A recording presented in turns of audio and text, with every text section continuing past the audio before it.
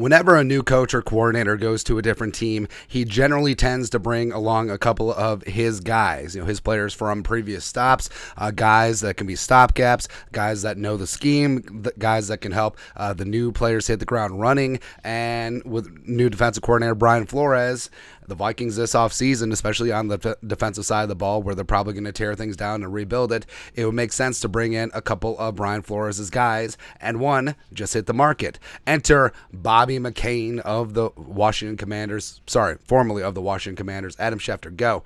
Commanders are releasing starting slot cornerback safety Bobby McCain per source. Remember, Flores loves versatility. Commanders have young talent in the secondary. McCain was the odd man out, and the team will save $4.42 million against the cap. So Bobby McCain, very interesting story. He's 29 years young, 5'9", $196. Interesting background on Bobby McCain. He's 29 years young, 5'9", $196. Former fifth-round pick by the Dolphins out of Memphis. Had 11 career interceptions for the Tigers back in the day.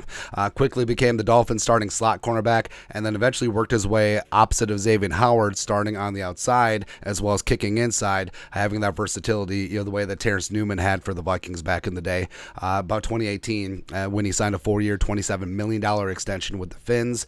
Played for 2 years under Brian Flores, 2019-2020. Eventually was a cap casualty. Landed with the Commies in free agency, and then had a career year in 2021. 4 interceptions, 9 passes broken up, a 70.9 PFF grade, and then eventually re-signed a 2-year deal last offseason, but was a cap casualty this offseason. And McCain has a career 28 passes broken up, 11 interceptions in the National Football League as well, and he's a really interesting case. And no, he's not going to break the bank. No, you wouldn't bring him in and just immediately pencil him in as a starter, but as a guy who you could certainly see as a contributor, because Flores, dude, knows the system. I had great success for 2 seasons down in Miami in Flores' defense. He would be cheap. I don't necessarily see a land rush for Bobby McCain's services. So, looking at $3, $4, $5 million per year, maybe some incentives, wouldn't sneeze at that. Also, since he was cut and is not an expiring contract from the Commies, he would not count in the compensatory pick formula, which is important to watch. Plus, you do love his versatility.